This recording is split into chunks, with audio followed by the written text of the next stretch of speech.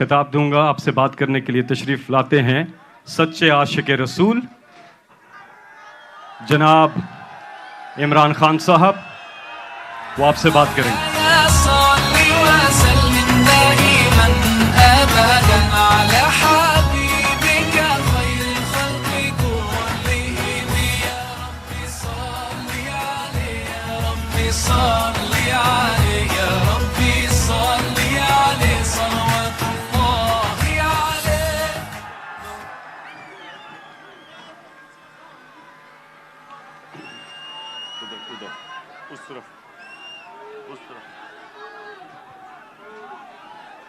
بسم اللہ الرحمن الرحیم. ایاک نعبد و ایاک نستعین.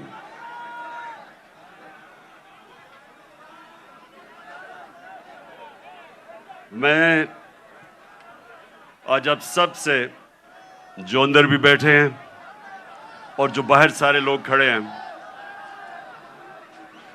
بیٹھ جاؤ تاکہ وہ دیکھ سکیں. بیٹھ جاؤ نا، وہ دیکھ سکیں. جن صاحب بیٹھ جاؤ، وہ دیکھ سکیں.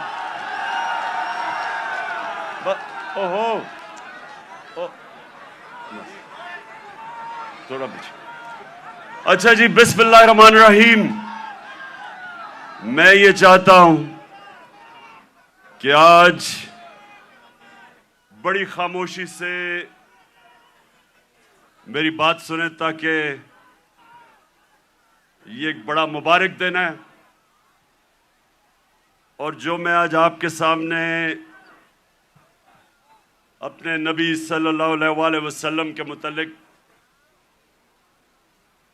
اور آج اس دن کے متعلق جو بات کروں گا، میں چاہتا ہوں ذرا بڑی خاموشی سے،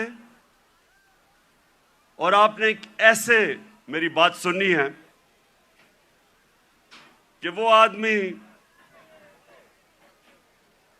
جو اپنے بچوں کو جس طرح سمجھانے کی کوشش کرتا ہے، سیدھے راستے پہ لگانے کی اپنے بچوں کو کوشش کرتا ہے، جس طرح باپ یا ماں باپ، وہ یہ نہیں کہ ماں باپ نے زندگی میں کوئی غلط کام نہیں کیے،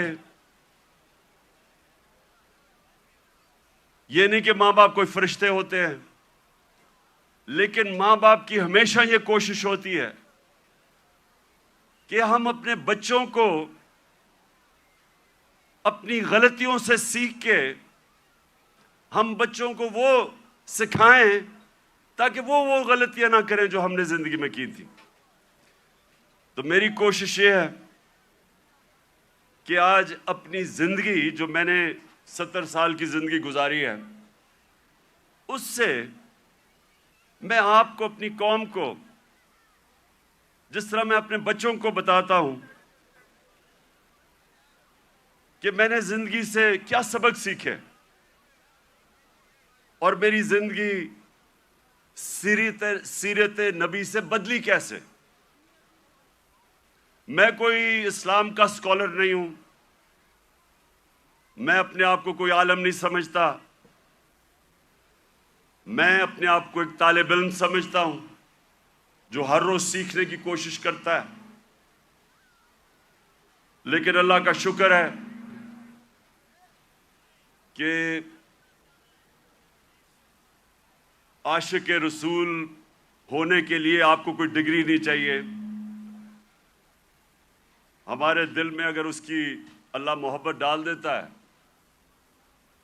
تو وہ چاہے ان پڑھ ہو، چاہے کوئی اسکالر ہو، میں سمجھتا ہوں کہ وہ بڑا خوش قسمت انسان ہوتا ہے، کیونکہ اس کی زندگی بدلنی شروع ہو جاتی ہے اگر جب وہ اپنے نبی سے عشق کرتے ہیں اور اس راستے پہ چلیں. تو میں پہلے آپ کو یہ واضح کر دوں کہ میں صرف اپنی زندگی کے تجربے سے آپ کو آج بات کر رہا ہوں اس مبارک دن پہ، کیونکہ دیکھیں میں نے ہر قسم کی زندگی دیکھی ہے. کرکٹ سٹار، گلیمر، مغربی زندگی، اپنا ملک، ہر قسم کی میں زندگی پہ دیکھ کے تو آج آپ سے بات کر رہا ہوں. سب سے پہلے ابھی آپ نے جو یہ فلم دیکھی، اس میں دنیا کی تاریخ کا سب سے بڑا انقلاب آپ نے دیکھا۔ دنیا کی تاریخ میں کبھی اتنا بڑا انقلاب نہیں آیا۔ 622 سب یہ تاریخ یاد کر لیں کہ 622 میرے پیارے نبی صلی اللہ علیہ وسلم ہجرت کرتے ہیں مدینہ۔ 632 وہ دنیا سے چلے جاتے ہیں، پردہ کر دیتے ہیں۔ ان 10 سالوں کے اندر دنیا کی تاریخ بدل جاتی ہے۔ تو جو میں اپنے نوجوانوں کو آج، اپنی یوتھ کو، اپنے بچوں کو، ساروں کو جو میں آپ کے ذہن میں آج ایک چیز ڈالنا چاہتا ہوں کہ وہ کیا تبدیلی آئی ان لوگوں میں جو ابھی آپ نے فلم میں پہلے دیکھا کہ جن کی کوئی حیثیت نہیں تھی، جہالت تھی۔ 2 سپر پاورز، ایک مغرب میں اور ایک مشرق میں، کوئی بھی حیثیت ان لوگوں کی نہیں تھی۔ 10 سالوں میں یہ قوم بدلی اور انہوں نے دنیا کی امامت کی، جو آپ نے بعد میں دیکھا کہ ساری دنیا میں چھا گئے۔ تو وہ کیا چیز تھی؟ وہ ہمارے نبی صلی اللہ علیہ وسلم نے کس طرح ان لوگوں کو تبدیل کیا، کیسے ان کے کیریکٹر بدل گئے، کیسے لیڈرز بن گئے سب۔ مجھے افسوس سے کہنا پڑتا ہے کہ نہ ہمارے ملک میں، جو واحد ملک اسلام کے نام پہ بنا تھا، نہ ہی مسلمان دنیا پہ اس پہ کام ہو رہا ہے۔ ہمارے نوجوانوں کو، بچوں کو اسکولوں میں پتہ چلنا چاہیے کہ انہوں نے کیسے انسانوں کو تبدیل کیا۔ قرآن میں اللہ کہتا ہے، میں کبھی کسی قوم کی حالت نہیں بدلتا جب تک وہ قوم خود اپنی حالت بدلنے کی کوشش نہیں کرتی۔ وہ قوم کی حالت بدل گئی کیونکہ لوگوں نے اپنے آپ کو بدل لیا اور لیڈرز بن گئے۔ تو میں آج کوشش کروں گا کہ آپ کو میں پھر سے کہہ رہا ہوں، میں اسکالر نہیں ہوں، میں نے اپنی زندگی کے تجربے سے، جو میں نے مغرب کا پورا میں سسٹم اندر سے دیکھا ہوا ہے، تعلیم میں نے باہر لی، اس کے بعد ساری دنیا پھرا کرکٹ کی وجہ سے، پھر سیاست، پھر اپنا معاشرہ اندر سے دیکھا۔ تو میں اب آپ کو اپنے طور پہ بتاؤں گا کہ میرے نبی صلی اللہ علیہ وسلم نے کیسے چینج کیا ان کو۔ وہ لوگ پھر سے جن کی کوئی حیثیت نہیں تھی، انہوں نے دنیا کی لیڈرشپ سنبھال لی۔ اور آج میں سمجھتا ہوں کہ ہمارا پاکستان ادھر ہی کھڑا ہے۔ وہ جو آپ نے پہلے حالات دیکھے تھے جہالت کے، ہم اس کے بڑے قریب کھڑے ہیں۔ اور ہم نے کیسے بدلنا ہے اپنے آپ کو؟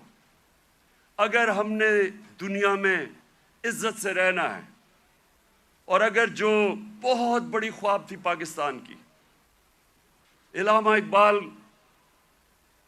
جو ان کی شاعری سے انہوں نے غلام ہندوستان کے مسلمانوں کو جگانے کی کوشش کی، اور ان کی شاعری کی قرآن کے اندر، ساری شاعری قرآن کے اندر ہے اور نبی صلی اللہ علیہ وسلم کی سنت کے اوپر ہے۔ اس کے اوپر انہوں نے جگانے کی کوشش کی ہندوستان کے مسلمانوں کو۔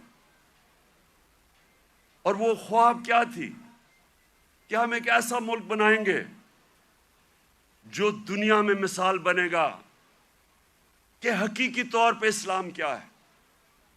اور ان کی ساری نظر تھی وہ مدینہ کی ریاست، جدھر ایک مثال بنی تھی دنیا میں، جو ماڈل نے پھر اس کے بعد ساری دنیا پہ وہ پھیل گئے۔ 1000 سال تک مسلمان دنیا کی سپریم پاور رہے تھے۔ تو وہ میں پھر بھی میں پوری عاجزی سے کہتا ہوں کہ میں کوئی اسکالر نہیں ہوں، میں صرف اپنے تجربے سے اب بات کروں گا۔ دیکھیں سب سے پہلے کیا ہوا، انہوں نے کیسے انسانوں کے کیریکٹر بدلے، انہوں نے کیا کیا، انہوں نے سب سے پہلے انسانوں کو آزاد کیا، ذہنی طور پہ آزاد کیا، اندرونی طور پہ آزاد کیا، کیونکہ آزاد ذہنی بڑے کام کرتے ہیں، غلام ذہن کبھی کوئی چیز ایجاد نہیں کرتے، انوینشنز نئی ایجاد جو چیزیں ہوتی ہیں وہ آزاد مائنڈ کرتے ہیں، غلام نہیں کر سکتا۔ ایک غلام اچھا غلام ہی بنتا ہے، کاپی کرتا ہے، آزاد ذہن بڑے کام کرتا ہے، اور اس کی وجہ کئی 100 سال تک سارے دنیا کے ٹاپ سائنٹسٹ مسلمان تھے، اور وہ اس کی بنیاد رکھی گئی مدینہ میں۔ تو سب سے پہلے انہوں نے کیا کیا، میری زندگی میں جو سب سے بڑی رکاوٹ ایک انسان کی پرواز میں ہے وہ ہے خوف، اور میں بار بار یہ اپنی قوم کو بتاتا رہتا ہوں کہ جو خوف کا بت ہے اس کا توڑنا بڑا ضروری ہے۔ تو میرے نبی صلی اللہ علیہ وسلم تو جو قرآن تھی وہ چلتے پھرتے قرآن تھے، تو قرآن کے اندر جو واضح طور پہ لکھا ہوا ہے کہ جو لوگ ایمان لے آئے اللہ ان کے خوف دور کر دیتا ہے۔ خوف کا سب سے بڑا خوف موت کا، اللہ نے کہا زندگی موت میرے ہاتھ میں ہے۔ لوگ ابھی بھی ڈرتے ہیں موت سے، جب پتہ ہے کہ اللہ نے فیصلہ کیا ہوا کہ جب میں چاہوں گا تو اس سے پہلے نہیں جاؤ گے۔ عزت ذلت اللہ کے ہاتھ میں، لوگ ڈرتے ہیں کہ ہم ذلیل ہو جائیں گے۔ میں جب سے سیاست شروع کی لوگ مجھے کہتے تھے جی سیاست بہت بری چیز ہے، آپ کو ذلیل کر دیں گے وہ۔ اور پھر رسک، لوگ اپنی نوکریاں نہیں چھوڑتے، غلط کام کرتے ہیں، غلط آرڈر لیتے ہیں، صرف اس لیے کہ جی میری نوکری نہ چلی جائے، میرا رسک نہ چلا جائے۔ اللہ نے کہا وہ میرے ہاتھ میں ہے۔ یہ بڑا امپورٹنٹ ہے آپ کے لیے سمجھنا کہ وہ کیسے چینج آئے مدینہ کے لوگوں، وہ آزاد ہو گئے، ان کی پرواز اوپر جانی شروع ہو گئی۔ میں اپنی زندگی سے آپ کو بتاؤں، جیسے جیسے اللہ نے، اور جو اس کا سب سے بڑا تحفہ ہے ایمان کا، جیسے جیسے میں نے نبی صلی اللہ علیہ وسلم کی زندگی کو پڑھنا شروع کیا، سیرت نبی کو سمجھنا شروع کیا، تو یہ آہستہ آہستہ میرے بت ٹوٹتے گئے۔ یہ نہیں کہ میرے میں بھی خوف نہیں تھا، میرے میں بھی خوف تھا۔ مجھے بھی یہ ہوتا تھا کہ جی لوگ مذاق اڑائیں گے، لوگ ہنسیں گے آپ کے اوپر۔ مجھے بھی میں تو بلکہ زیادہ، مجھے بچپن میں بہت ہی شرم آتا تھا، تقریر ہی نہیں ہوتی تھی لوگوں کے سامنے، تو مجھے ہمیشہ خوف ہوتا تھا کہ اچھا جی لوگ مذاق اڑائیں گے۔ جیسے جیسے ایمان آتا گیا، میں نے نبی کی سیرت سمجھتا گیا، آہستہ آہستہ یہ بت ٹوٹتے گئے۔ پہلا بت جو میرا ٹوٹا وہ یہ کہ یہ جی آپ ذلیل ہو جائیں گے، آپ کو اگر پولیٹکس میں آئیں گے آپ ذلیل ہو جائیں گے۔ یہ جو بت ہے یہ میں آپ سب کو آج بتا رہا ہوں، یہ اس لیے کہ ہماری ایمان کمزور ہوتا ہے۔ آج جتنا مجھے، جب سے میں سیاست میں آیا ہوں، جتنا مجھے برا بھلا کہا گیا، اگر مجھے ذلت کا ڈر ہوتا تو میں بڑی پہلے چھوڑ کے چلا گیا ہوتا۔ جس طرح کے میرے اوپر ذاتی اٹیکس، ہر قسم کے میرے اوپر، جس طرح کی انہوں نے گندگی میرے اوپر پھینکی ہے 20 سالوں میں، 26 سالوں میں، کسی اور سیاستدان پہ نہیں پھینکی۔ فیملی کو نہیں چھوڑا، گھر کی خواتین کسی کو نہیں چھوڑا انہوں نے۔ لیکن کیا یہ اب آپ کے سامنے ہے، میں اپنی ساری قوم کے سامنے کہہ رہا ہوں، کیا مجھے انہوں نے ذلیل کرنے میں کامیاب ہو گئے؟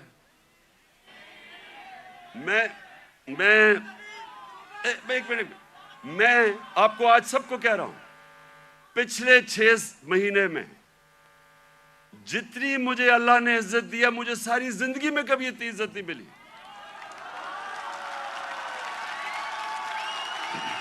تو اس کا تو میں آپ کے سامنے ہوں، سنیں غور سے سنیں۔ یہ جلسہ نہیں ہے، یہ غور سے سنیں، کیونکہ میں نے آج آپ کو اپنی زندگی سے سمجھا رہا ہوں کہ اگر انسان کے ہاتھ میں ذلت ہوتی تو آج میں بڑا ذلیل ہو چکا ہوتا. میڈیا یہ کنٹرول کرتے ہیں, میڈیا کو پیسے یہ دیتے ہیں, لفافے دیتے, مجھے تو ذلیل ہو جانا چاہیے تھا. میں اس لیے اپنی قوم کو کہہ رہا ہوں کہ کبھی اپنے یہ جو بت ہے کہ جی مجھے کوئی ذلیل کر دے گا, یہ یاد رکھے اللہ نے اپنے ہاتھ میں رکھی ہوئی عزت اور ذلت. دوسری چیز موت کا ڈر. سب کی طرح مجھے بھی موت کا ڈر تھا. میں جب پالیٹکس میں آیا اس سے پہلے میں نے اس خوف کے اوپر قابو پایا, کیونکہ میرا ایمان جیسے جیسے مضبوط ہوتا گیا میرا یہ خوف جاتا گیا. اور میں جب اس نتیجے پہ آیا کہ جب اللہ کا فیصلہ ہوگا اس سے پہلے مجھے کوئی نہیں لے جا سکتا, تب میں سیاست میں آیا. میں کینسر ہاسپٹل میں 5 سال میرا آفس تھا. میں نے جب کینسر ہاسپٹل بنایا 5 سال میرا آفس تھا وہاں. اپنے سامنے میں نے دیکھا 3 میرے دوست وہاں آئے اچھے بھلے چیک اپ کروانے کے لیے, اور 6 مہینے میرے تینوں چلے گئے. تو یہ جو ہم سمجھتے ہیں کہ ہم اگر سیف کھیلیں گے تو شاید ہم موت سے بچ جائیں گے, یا کہ ہم اگر اپنے ایمان کے مطابق چلیں گے تو شاید جلدی موت آ جائے, یہ غلط فہمی میں نکال دیں اپنے ذہن سے. یہ سب سے بڑا خوف ہے اور یہ انسان کو روکتا ہے بڑے کاموں سے. اور تیسری چیز یہ رسک کہ جی میری نوکری چلی جائے گی, پیسہ کدھر سے آئے گا. محنت انسان کرتا ہے, فیصلہ اللہ کرتا ہے. تو یہ جو 3 چیزیں ہیں یہ انسان کو آزاد کر دیتی. اور پھر جو بڑا بت ہے, میں کا بت, جو انسان اپنے سے باہر نہیں نکلتا, جو سب سے بڑی جہاد ہے, جہاد اکبر, اپنی نفس کے خلاف, اپنی میں کو کنٹرول کرنے کے لیے, یہ بہت بڑا بت ہے. اپنی ذات کے لیے, اپنے آپ کے لیے انسان سمجھتا نہیں ہے کہ اس کو اللہ نے کتنا بڑا مقام رکھا ہے. اس کی ویژن, جو انسان اپنے لیے زندگی گزارتا ہے وہ چھوٹا سا انسان بن جاتا ہے. جتنا مرضی اللہ اس کو نواز دے, جتنے مرضی پیسے دے دے, علم دے دے, جو اپنی ذات کے لیے زندگی گزارتا ہے وہ آج تک دنیا کی تاریخ میں بڑا انسان نہیں بن سکا. لوگ کس کو یاد رکھتے ہیں؟ ہم بڑے ہو رہے تھے لاہور میں تو سارے گنگا رام کو یاد رکھتے تھے. گنگا رام کو کیوں؟ اس نے ہسپتال بنایا تھا انسانوں کے لیے. سارے جو اللہ کے برے صغیر میں بڑے بڑے جو صوفی آئے, ولی اللہ آئے, آج بھی ان کے مزاروں پہ دیکھیں لاکھوں لوگ جاتے ہیں. کیوں جاتے ہیں؟ کیونکہ وہ انسانوں کے لیے آئے تھے. وہ سب عاشق رسول تھے. وہ سارے, ان کی زندگی انسانوں کے لیے تھی اور انسان ان سے پیار کرتے, عزت دیتے. سو یہ جو بت ہے, جب انسان اپنے سے باہر نہیں نکل سکتا, تو میرے نبی صلی اللہ علیہ وسلم نے مدینہ میں اس طرح لوگوں کو آزاد کیا. پھر انہوں نے معاشرے کو چینج کیا. انہوں نے, اب میں, کیونکہ میں نے برطانیہ کا نظام دیکھا ہے, ادھر میں نے اندر سے کئی سال رہا اور وہاں سسٹم سٹڈی کیا, یونیورسٹی وہاں گیا. اب دیکھیں انہوں نے مدینہ میں سب سے پہلے چیز کیا کی, انہوں نے سب سے پہلے عدل اور انصاف قائم کیا. یہ آپ کے لیے بڑا امپورٹنٹ ہے سمجھنا. عدل اور انصاف کا مطلب ہوتا ہے rule of law. Rule of law کا مطلب ہوتا ہے سب لوگوں کے لیے ایک قانون, قانون کے سامنے سب ایک برابر, کوئی قانون سے اوپر نہیں ہے. یہ بڑا ضروری ہے آپ کو سمجھنا, کیونکہ بدقسمتی سے پاکستان میں ہم نے رول آف لا دیکھا ہی نہیں ہے.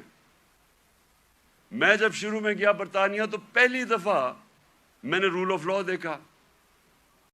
کوئی قانون کے اوپر نہیں. وہ جا رہا, ان کا جو پرائم منسٹر ہے اس کی جرت نہیں ہے قانون توڑنے کی. ہم نے جب شروع میں دیکھا جو ان کا برطانیہ کا جو شہزادہ تھا, प्रिंस चार्ल्स, उसको ट्रैफिक वार्डन ने रोक के फाइन कर दिया, वो स्पीड कर रहा था।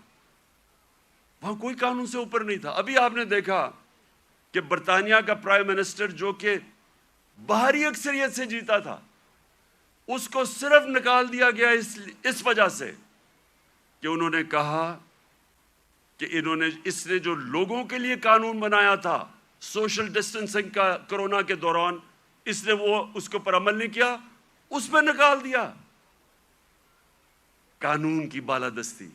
और ये मेरे नबी सल्लल्लाहु अलैहि वसल्लम ने मदीना में कहा कि मेरी बेटी भी अगर जुर्म करेगी तो उसको सजा मिलेगी। कोई कानून से ऊपर नहीं है। उन्होंने जो अदल और इंसाफ का निज़ाम कायम किया, ये याद रखें कि पहले अदल और इंसाफ आया, फिर खुशहाली आई। ये नहीं कि पहले खुशहाली आई और फिर इंसाफ हुआ। इंसाफ की वजह से खुशहाली आती है माशरे में। जो आज दुनिया के अंदर एक इंडेक्स है, उसे कहते हैं रूल ऑफ लॉ इंडेक्स, कि किन माशरों में दुनिया में कानून की बालादस्ती है और किन माशरों के अंदर जंगल का कानून है, यानी जिसकी लाठी उसकी भैंस। आपको हैरत होगी सुन के कि जिस मुल्क में सबसे ज्यादा कानून की हुक्मरानी है, यानी इंसाफ है, जो मदीना की रियासत में कायम किया गया, वो है स्विट्जरलैंड। स्विट्जरलैंड में 99.9% रूल ऑफ लॉ इंडेक्स है, यानी मुकम्मल इंसाफ है। वहां कोई इंसान कानून के ऊपर नहीं है। सबसे खुशहाल जगह है स्विट्जरलैंड, वसाइल है ही नहीं। और सबसे कम रूल ऑफ लॉ इंडेक्स पे कौन है? नाइजीरिया, 7%।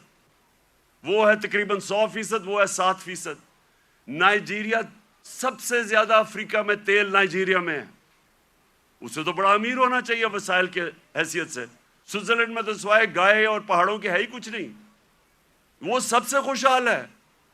और नाइजीरिया में सबसे ज्यादा गुर्बत है, क्योंकि कानून ही नहीं है, इंसाफ ही नहीं है। वहां भी ऊपर तकड़े लोग बैठे हुए हैं जो कहते हैं हम कानून के ऊपर हैं। कानून सिर्फ कमियों के लिए है। उधर भी कोई वो मुल्क जिधर अफ्रीका में सबसे ज्यादा तेल है, वह गुर्बत है, क्योंकि सिर्फ 7% रूल ऑफ लॉ इंडेक्स है। और आपको अफसोस होगा कि तकरीबन सारी मुसलमान दुनिया 20% से कम है। पाकिस्तान भी 10% से कम है। हमारा ये हाल है, तो कैसे खुशहाली आएगी? क्योंकि हमने जो मेरे नबी सल्लल्लाहु अलैहि वसल्लम ने मदीना की रियासत में जो प्रिंसिपल सेट किए थे, नंबर 1 था इंसाफ। वो हम आपके सामने तमाशा हो रहा है मुल्क में। जो ताकतवर है वो अपना ही प्रोसिक्यूटर भी रख रहा है, नैब का हेड भी अपना, FIA भी, और बचते भी जा रहे हैं। और जेलों के अंदर फंसे हुए बेचारे गरीब लोग। आप जेलों वाले जो गरीब लोग हैं उन्हें भी कहें जी अपना प्रोसिक्यूटर ला लें, वो सारे बच जाएंगे। और फिर ये बार बार मैं अपनी कौम को वो हदीस सुनाता हूं कि मेरे नबी ने कहा, नबी सल्लल्लाहु अलैहि वसल्लम ने कहा कि तुम्हारे से पहले बड़ी कौमें तबाह हुई जिधर छोटे चोरों को जेलों में डालते थे और बड़े डाकुओं को आप पकड़ते नहीं थे। ये तबाही का उन्होंने बताया। और आज आप दुनिया में देख लें, जो मुल्क बड़े डाकुओं को नहीं पकड़ सकता वो गरीब हैं सारे, वसाइल के बावजूद। सो नंबर 1 प्रिंसिपल उन्होंने सेट किया रूल ऑफ लॉ।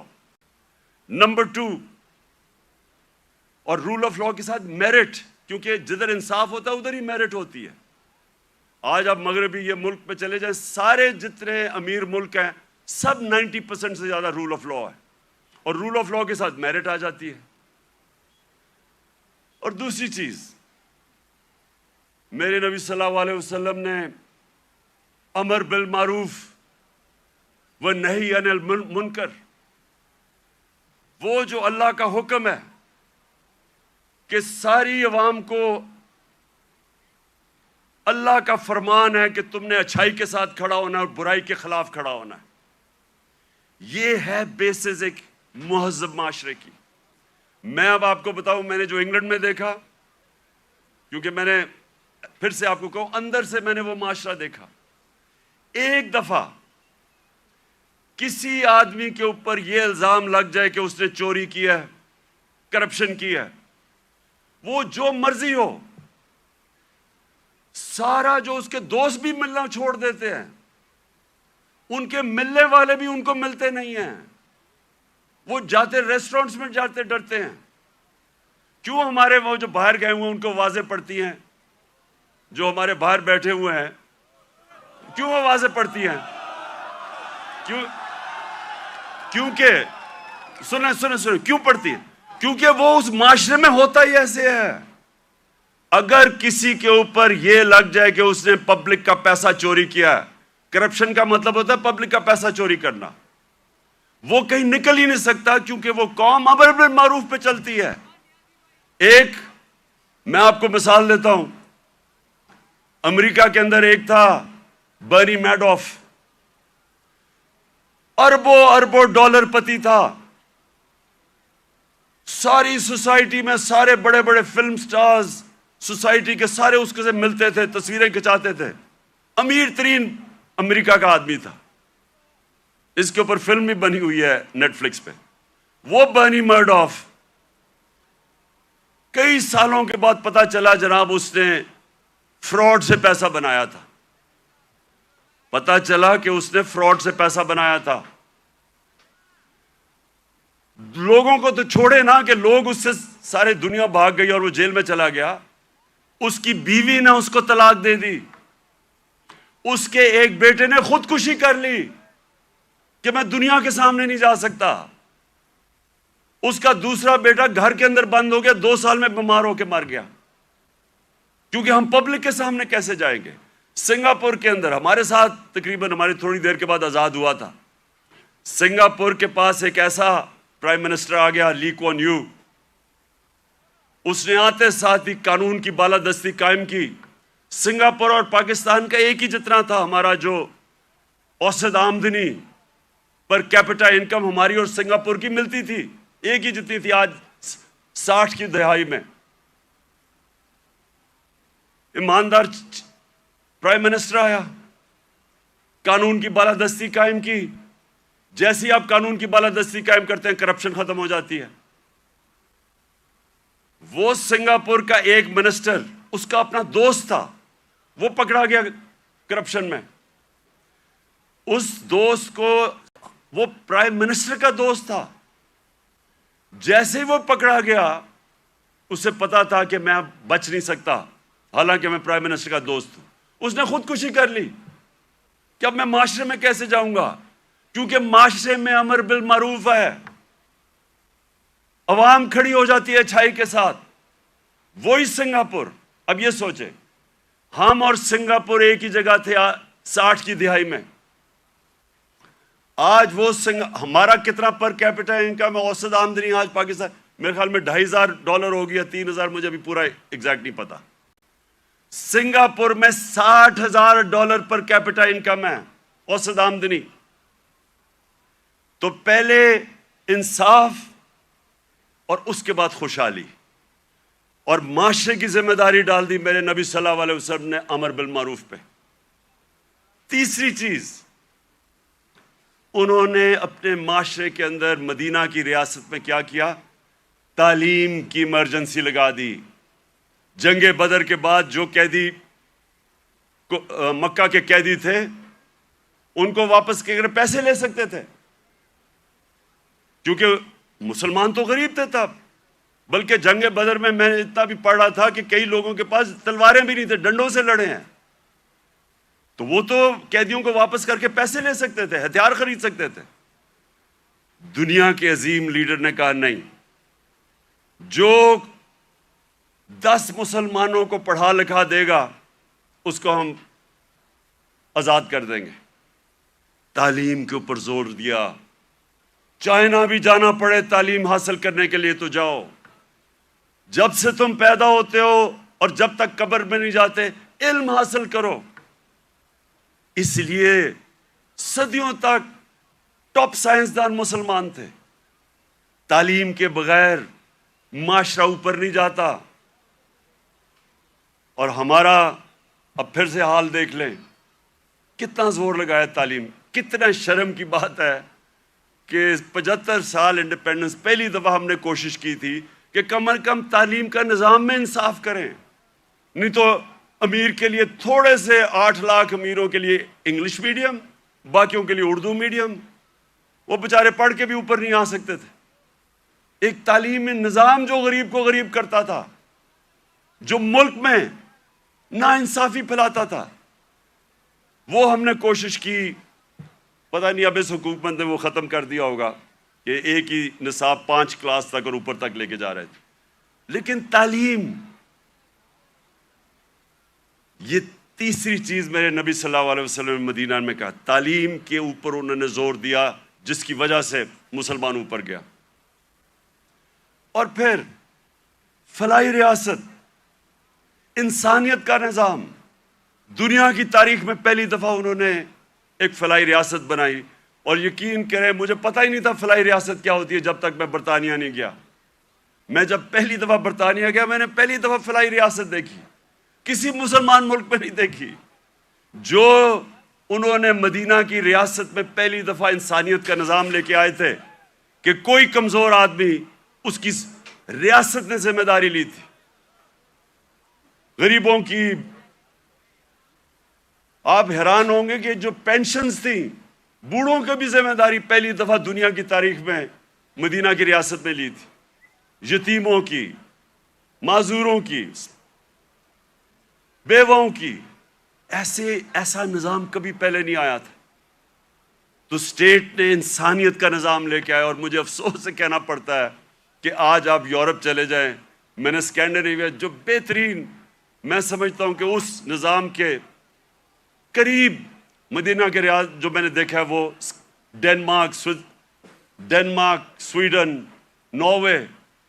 آپ وہاں دیکھیں, آپ اپنے پاکستانی رہتے ہیں وہاں, ان سے پوچھیں تو صحیح کہ انسانیت کیا ہوتی ہے. میں بار بار کہتا ہوں وہ اپنے جانوروں کا ہمارے سے بہتر دھیان رکھتے ہیں. وہ حضرت عمر کا قول تھا کہ اگر کتا بھی بھوکا مرے میری ریاست میں تو میں ذمہ دار ہوں. آج ادھر آپ دیکھ لیں, ان کا RSPC ہے, کتے آپ کو سڑکوں پہ نہیں نظر آئیں گے, وہ ان کو ہومز دیتے ہیں, ان کو کھلاتے ہیں پلاتے ہیں.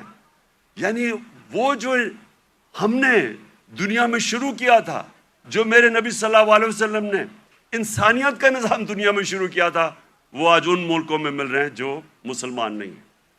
اور یہ یاد رکھیں, یہ کبھی نہیں ہمیں بھولنا چاہیے کہ اللہ نے خطاب میرے نبی صلی اللہ علیہ وسلم کو رحمت للعالمین کہا تھا.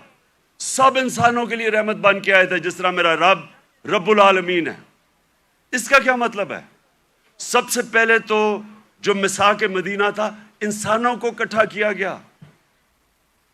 جو میثاق مدینہ چارٹر, مدینہ کا جو چارٹر تھا, جو پہلی کانسٹیٹیوشن تھی, بلکہ دنیا میں کہتے ہیں کہ دنیا میں پہلی کانسٹیٹیوشن تھی, اس میں انسانوں کو اکٹھا کیا گیا. وہاں عیسائی تھے, وہاں مسیح برادری تھی, وہاں یہودی تھے, ان سب کو اکٹھا کیا گیا. انسانوں کو تقسیم نہیں کیا گیا, اکٹھا کیا گیا. تو یہ لیڈر کی نشانی ہوتی ہے کہ لوگوں کو, انسانوں کو اکٹھا کرتا ہے, تقسیم نہیں کرتا. لیکن اس کا ایک اور بھی مطلب ہے کہ جو بھی معاشرہ میرے نبی صلی اللہ علیہ وسلم کے احکامات پہ چلے گا, جو بھی ان کی سیرت پہ چلے گا, وہ مسلمان ہیں یا نہیں ہیں, اللہ کی ان کی برکت آ جائے گی ان کے اوپر, کیونکہ وہ رحمت للعالمین تھے. اگر صرف ان کی سیرت پہ چل کے مسلمانوں کو ہی فائدہ ہونا تھا تو اللہ ان کو رحمت للعالمین نہ کہتے, رحمت المسلمون ہوتے وہ. تو اس لیے آج اگر آپ دیکھتے ہیں ملکوں کی خوشحالی, آپ دیکھیں کہ کتنی طور پہ وہ میرے نبی صلی اللہ علیہ وسلم کی سیرت پہ چل رہے ہیں. آپ کو حیران ہوں گے کہ جب ہم نے بھی شروع میں پڑھا, ہم بھی حیران ہوئے. میں نے بہت پہلے پڑھا, محمد عبدو بڑا اسکالر تھے, بہت بڑے عالم تھے اسلام کے. وہ جب پہلی دفعہ یورپ کوئی 125 سال پہلے گئے اور مصر سے گئے تو جب وہ مصر واپس آئے انہوں نے کیا کہا؟ انہوں نے کہا میں یورپ گیا تھا، وہاں مسلمان تو نہیں نظر آئے لیکن بڑا اسلام نظر آیا، اور جب واپس مصر آئے تو کہتے مسلمان تو بہت ہیں، اسلام بہت کم نظر آ رہا ہے۔ تو ہم پاکستانی جدھر آج کھڑے ہیں ہمارے پاس ایک راستہ ہے، اور میں اس لیے آج میں چاہتا ہوں کہ اس مبارک دن ہم عشق کرتے اپنے نبی صلی اللہ علیہ وسلم سے، لیکن ہم انہوں نے جو ان کی سیرت پہ عمل نہیں کرتے، اور اس کی وجہ سے ہمارے حالات اچھے نہیں ہیں۔ اور میرا یہ ایمان ہے کہ جب تک ہم وہ جو انہوں نے راستہ بتایا اس پہ نہیں چلیں گے ہمیں عزت نہیں ملنے لگی۔ پرائم منسٹر باہر جاتا ہے اور بھیک مانگ رہا ہوتا ہے، جی مجھے پیسے دے دو نہیں تو ہمارا ملک تباہ ہو جائے گا۔ سب 22 کروڑ لوگوں کے لیے، ہم سب کے لیے شرمناک ہے کہ وہ ملک جس کا نعرہ تھا پاکستان کا مطلب کیا، لا الہ الا اللہ، یہ بڑا نعرہ ہے، یہ دعویٰ ہے بہت بڑا، یہ اللہ سے وعدہ ہے کہ اللہ تیرے سوا کوئی خدا نہیں ہے۔ وہ آج ایسے پھر رہا ہے دنیا میں، کوئی آتا ہے گورے رنگ کا، کوئی باہر سے آ جاتا ہے، سارے گر جاتے ہیں اس کے سامنے۔ نہ عزت ہے، نہ آزادی ہے۔ جو حکم ملتا ہے کہ اچھا جی روس سے تیل نہیں لینا، ہم نہیں لیتے کیونکہ حکم آیا باہر سے۔ تو میرے پاکستانیوں، ہمیں آج اس مبارک دن پہ اپنے ریفلیکٹ کرنا ہے، غور اور فکر کرنا ہے کہ ہم نے کیسے اس قوم کو اس قوم ادھر پہنچانا ہے جس کے لیے یہ ملک بنا تھا۔ یہ ملک اس لیے نہیں بنا تھا کہ تھوڑے سے لوگ 1% لوگ امیر ہو جائیں اور پیسے بنائیں اور قانون کے اوپر چلے جائیں اور باقی لوگ ان کی غلامی کریں، اس لیے نہیں ملک بنا تھا۔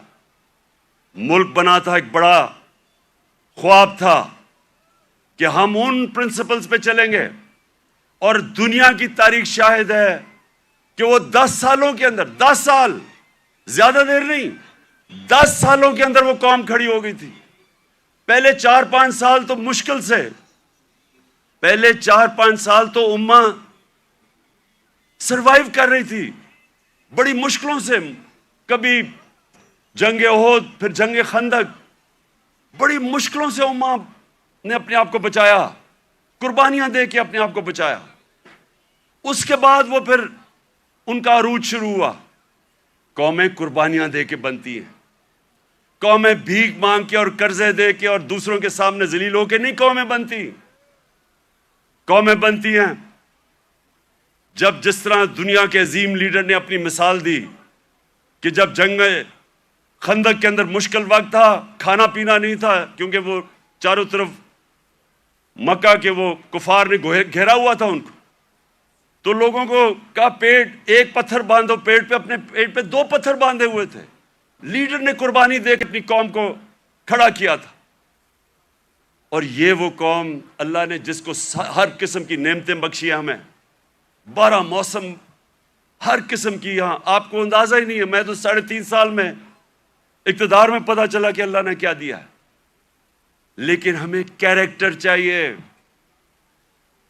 ایک کیریکٹر چاہیے ایک بڑی قوم بننے کے لیے، جو ہمارے نبی صلی اللہ علیہ وسلم نے ان کو آزاد کیا تھا، ان کا کیریکٹر اٹھایا تھا۔ ایسا کیریکٹر تھا کہ انڈونیشیا اور ملیشیا کے اندر کوئی مسلمان فوج نہیں گئی، صرف مسلمان تاجروں کی وجہ سے، ان کے کیریکٹر کو دیکھ کے لوگ مسلمان ہو گئے۔ حضرت معین الدین چشتی جب راجپوتانہ میں آئے تو وہاں تو کوئی مسلمان ہی نہیں تھا، راجپوتانہ میں تو کوئی مسلمان نہیں تھا۔ جب وہ گئے تو لاکھوں لوگ ان کے جنازے پہ آئے، کیریکٹر سے انہوں نے بدلا۔ جو ساری جو 10 سال تھے، 622 اور 632 ٹوٹل، لوگ کہتے ہیں جی تلوار سے اسلام پھیلا، جو ٹوٹل جو مسلمان اور جن کا مقابلہ تھا مخالف جو ٹوٹل لوگ جنگوں میں مرے تھے وہ 1200 1300 تھے. 1200 1300 10 سال میں لوگ جنگوں میں مرے تھے. فکری انقلاب تھا, ذہن بدل گئے تھے, اور ذہنوں نے انسان کو بڑا انسان بنایا تھا, آزاد ذہنوں نے. تو آج میں اس لیے یہ بڑا مبارک دینا ہے کہ ہم سب کو آج اپنے ملک کو اٹھانے کے لیے اپنا کیریکٹر غور کرنا چاہیے کہ ہم اپنے آپ کو کیسے بدل سکتے ہیں. نبی کی سیرت پہ چلیں. میں نے رحمت اللہ عالمین اتھارٹی بنائی. مقصد اس کا کیا تھا کہ ہمارے بچوں کو سیرت نبی سے ان کا کیریکٹر مضبوط کریں.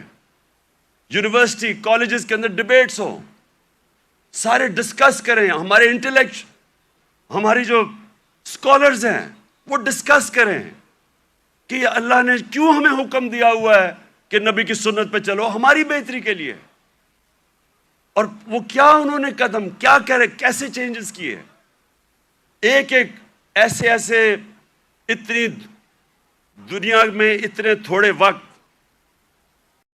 دنیا کی تاریخ میں اتنے تھوڑے وقت کبھی اتنے گریٹ لوگ نہیں آئے. ہر انسان کوئی نہ کچھ بن گیا. اگر یہ مغرب میں ہوتے آج یہ فنومنا تو ایک ایک کے اوپر کتابیں لکھی جا رہی ہوتی. حضرت خالد بن ولید پہ کتابیں لکھی جا رہی ہوتی, ان کے اوپر ریسرچ ہوتی کہ وہ کیا تھا, کبھی وہ جنگ ہی نہیں ہارے, اور ہر کوئی جنرل بن گیا. حضرت بلال 2 کیمپینز میں وہ لیڈ کر کے گئے, ایک غلام ایک جنرل بن گیا. اس کے اوپر کبھی کام نہیں کیا, ہمارے اسکالرز نے نہیں کام کیا. رحمت اللہ عالمین اتھارٹی کا مطلب ہی یہ تھا کہ اسکالرشپ آئے اور وہ کام کرے اس پہ, تاکہ اپنے یوتھ کو تو بتائے. کیونکہ اگر آپ نہیں بتائیں گے, ان کے اوپر تو مغربی کلچر کی جلغار ہوئی ہے. موبائل فون سے بچوں کو وہ مٹیریل مل رہا ہے جو انسانی تاریخ میں نہیں بچے آپ کو ملا. تو جب تک آپ ان کو سیرت نبی سے ان کو مضبوط نہیں کریں گے, وہ کیسے, یہ جو اتنا آن سلاٹ ہے ایک وہ کلچر کا جو بالکل مختلف ہے ہمارے دین سے, ہماری تاریخ سے, ہمارے کلچر سے, وہ کیسے مقابلہ کریں گے ان کو جب تک ان کو آپ مضبوط نہیں کریں گے. وہاں تو جو کلچر آ رہا ہے ٹیلی فون سے, میں ابھی آپ کو بتا دیتا ہوں, وہ یہ کہہ رہا ہے کیونکہ ٹیکنالوجیکلی وہ اتنے آگے نکل گئے ہیں, اس کا مطلب ہر چیز میں وہ آگے ہیں, اس کا مطلب ہمارا دین بھی آؤٹ ڈیٹ ہو چکا ہے, ہمارا کلچر بھی آؤٹ ڈیٹ ہو چکا ہے. تو بیچارے ان کو کاپی کرنا شروع کر دیتے ہیں بچے, اور غلطی ہماری ہے کیونکہ ہم ان کو بتا ہی نہیں سکے کہ دوسرا ہمارا ہے کیا, جو علامہ اقبال کوشش کرتے رہے. تو یہ رحمت اللہ عالمین اتھارٹی کا مقصد ہی یہ تھا کہ ہم ابھی سے اپنے بچے, کالج اسٹوڈنٹس, یوتھ, ان کو تیار کریں کہ 21ویں صدی میں آپ نے کیسے آپ نے فیس کرنا دنیا کو. ماں خاص طور پہ ماؤں کے اوپر جو اب پریشر ہے, مجھے تو پتہ ہے کیا پریشر پڑا ہوا ہے یہ موبائل فون کی وجہ سے, جو بچوں کے لیے اب آ گیا. تو اس لیے میں آج اس دن پہ اپنی ساری یوتھ کو کہتا ہوں کہ اگر ابھی تک ہمارے ایجوکیشن سسٹم آپ کو تعلیم نہیں دے سکا جو آپ کو ملنی چاہیے, اور انشاءاللہ ہم جب بھی واپس آئیں گے اور اللہ نے جب کیا تو رحمت اللہ عالمین اتھارٹی کو ریوائیو کریں گے, اسکالرشپ ریوائیو کریں گے, بچوں کو تیار کریں گے. اور میں یہ چاہتا ہوں, دیکھیں آخری بات میری جو آخری بات ہے وہ یہ سن لیں. یہ تو اللہ کا سب سے بڑا تحفہ ہے کہ وہ کسی کو ایمان دیتا ہے یا نہیں دیتا. کوئی کسی کو زبردستی دین میں نہیں لا سکتا, لیکن ہمارا فرض یہ ہے کہ کم از کم ہم اپنی یوتھ اور بچوں کو ان کی فاؤنڈیشن تو بنا دیں, ان کی بنیاد تو رکھ دیں, ان کو بتا تو دیں کہ آپ کا دین, اور خاص طور پہ شروع ہمیشہ سیرت نبی سے کریں, اس کے بعد قرآن کی تعلیم دیں. سیرت نبی ایک ایسی چیز ہے جو میں اپنی اپنے آپ سے کہہ رہا ہوں کہ میری تو پہلے مجھے نبی کی سیرت میں نے پڑھی اور سمجھی، ان کی تاریخ، ان کی زندگی، پھر مجھے قرآن کی سمجھ آئی. اس سے پہلے مجھے قرآن کی سمجھ ہی نہیں آتی تھی. تو جب تک مجھے سیرت نہیں پڑھی پھر مجھے سمجھ آنی شروع ہوئی. تو دونوں پڑھانی چاہیے، لیکن ابھی سے ہی ہمیں یہ میں اپنے یوتھ کو اب کہتا ہوں کہ کتابیں پڑھیں، نبی صلی اللہ علیہ وسلم کی زندگی پڑھیں، سمجھیں کہ وہ دنیا میں کیا ہوا تھا. کبھی ایس دنیا کی تاریخ میں ایسا فینومینا نہیں آیا. اور اس کے بعد جو پھر اللہ آپ کو ہدایت کرتا ہے، نہیں وہ آپ کی قسمت ہے، لیکن کم از کم اس سے آپ تیار ہو جائیں گے دنیا 21ویں صدی کا مقابلہ کرنے کے لیے. بہت بہت شکریہ.